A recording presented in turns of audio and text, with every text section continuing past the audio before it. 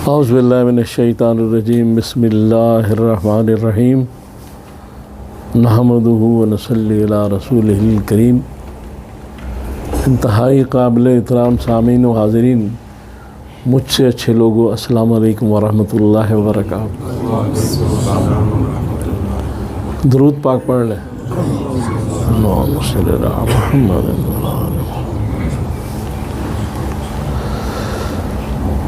دو چیزیں ایسی ہیں کہ جو کسی فرد، کسی معاشرے، کسی سوسائٹی، کسی قوم کو اوپر لے جاتی ہیں، اور وہ ہے نیت کا صاف ہونا اور تواضع، یعنی عاجزی، ہمبلنس، سافٹنس، کائنڈنس۔ اور دو چیزیں ایسی ہیں کہ جو کسی قوم کو، کسی معاشرے کو، کسی فرد کو، کسی فیملی کو زوال پذیر کرتی ہیں، اور وہ ہے بدنیتی اور تکبر۔ لہذا جب قرآن پاک کا مطالعہ کیا جاتا ہے تو اس میں اللہ تعالیٰ نے یہ بھی فرمایا کہ اس زمین پر اکڑ کر نہ چلو، یہ تکبر ہے۔ پھر اس کے بعد سورہ اعراف کی آیت نمبر 12 ہے، 12 میں جب شیطان نے سجدہ نہیں کیا تھا تو اللہ تعالیٰ نے اسے وضاحت مانگی کہ تم نے سجدہ کیوں نہیں کیا؟ تو اس نے کہا کہ میں چونکہ آگ سے بنا ہوں اور یہ آدم مٹی سے بنا ہے، تو میں اس سے بہتر ہوں، اس لیے میں اس کو سجدہ کیسے کرتا۔ اب اس میں کچھ چیزیں یہ ہیں کہ ایک پہلی بات تو یہ ہے کہ خالق کائنات سے بات کر رہا ہے، جس نے اس کو بھی تخلیق کیا، جس نے سجدہ نہیں کیا، اور اس کو بھی تخلیق کیا جس کو سجدہ ہوا۔ اس سے بات کر رہا ہے اور اس کو یہ بتا رہا ہے اللہ تعالیٰ کو کہ میں اس سے بہتر ہوں۔ جس نے تخلیق کیا ہے وہ جانتا ہے بہتر کون ہے، مخلوق تو نہیں جان سکتی۔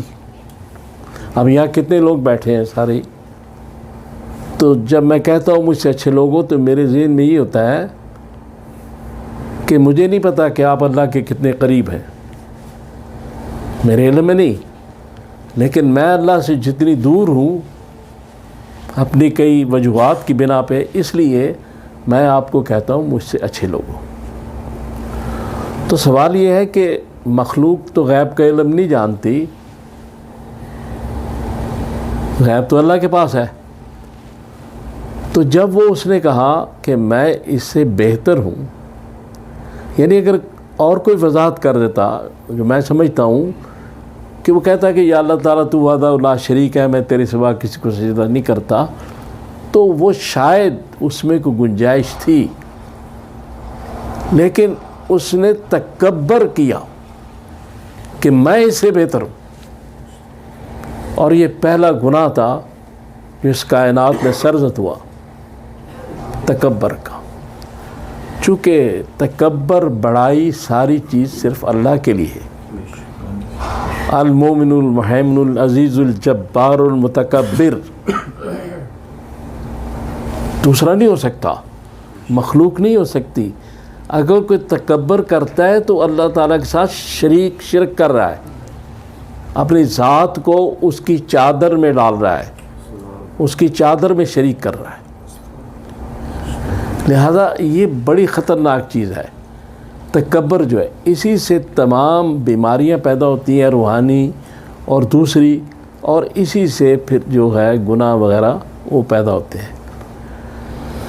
لہذا جو قوم تکبر میں آ جاتی ہے، جو معاشرہ تکبر میں آ جاتا ہے، جو فیملی تکبر میں آ جاتی ہے، وہ کسی نہ کسی وقت ذلیل ہو جاتی ہے، رسوا ہو جاتی ہے اور زوال پذیر ہو جاتی ہے۔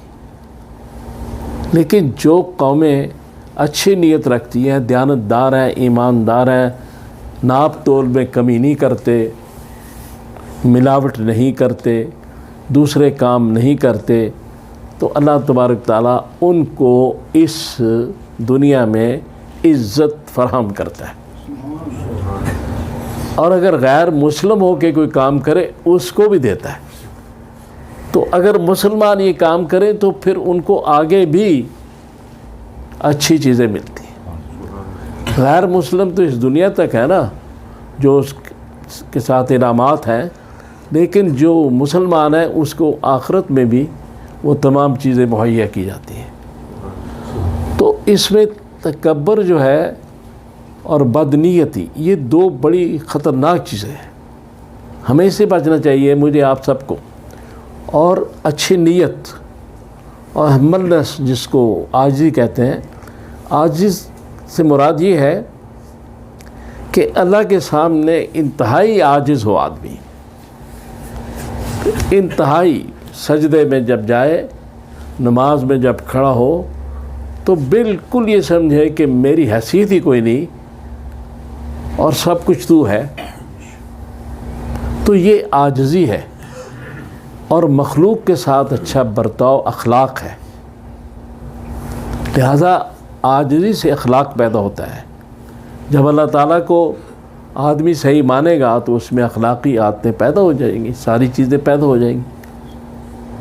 تو آدمی کی جو اپنی ایگو ہے، جو سیلف رسپیکٹ ہے، یا دوسرے کی جو سیلف رسپیکٹ یا عزت ہے، اس میں کمی نہیں آنی چاہیے۔ عاجزی کا یہ مراد نہیں ہے کہ ہر ایک کے سامنے جھکا جائے،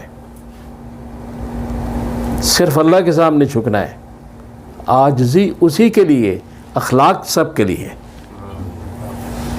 لہذا آدمی اپنے آپ کو اللہ کے سامنے عاجز سمجھے، مخلوق کے ساتھ اچھا برتاؤ کرے، اخلاقیات جو دین کی بڑی اہم چیز ہے وہ اختیار کرے۔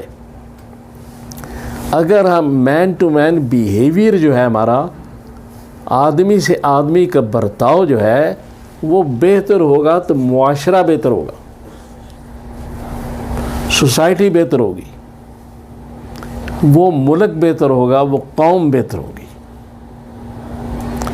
اب دیکھیں، بات یہ ہے کہ جو اللہ اور رسول کے احکامات کو ماننا دین ہے، اور اللہ اور رسول کے احکامات سے انحراف کرنا کفر ہے، انکار کرنا کفر ہے، اور اس کی مخالفت جو ہے وہ اس کی بہت بڑی سزا ہے۔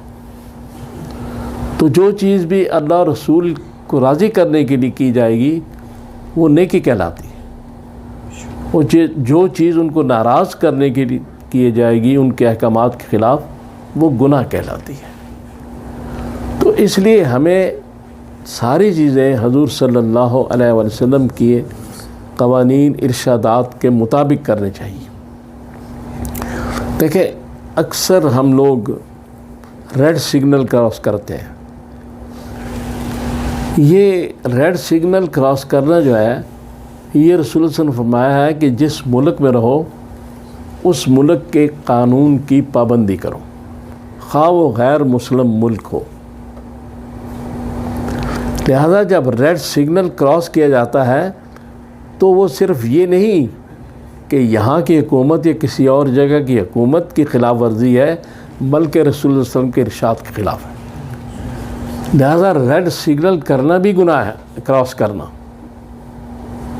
گرین سگنل آپ کے لیے جائیں، ریڈ سگنل رک جائیں، اور جب تک رکیں دروشی پڑھتے رہیں۔ دو فائدے ہو جائیں گے، ایک تو آپ نے قانون کا احترام کیا، دوسرا رسول اللہ صلی اللہ علیہ وسلم کا احترام کیا، دروشی پڑھا۔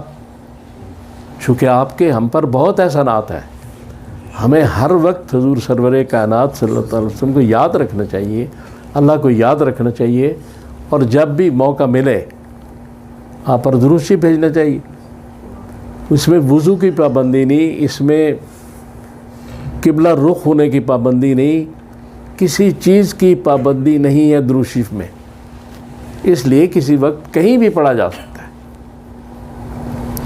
لہٰذا جب ہم یہ چیزیں سمجھتے ہیں تو پھر ہمیں معاشرہ تبھی اچھا بنتا ہے کہ جب قوانین کی پابندی کی جائے، اور جس کے بارے میں حضور نے بھی فرمایا۔ تو میں یہ جو سیٹرڈے گزرا ہے 17 تاریخ کو لاہور جا رہا تھا، تو موٹر وے پہ کسی بس والے نے ٹریفک کی خلاف ورزی کی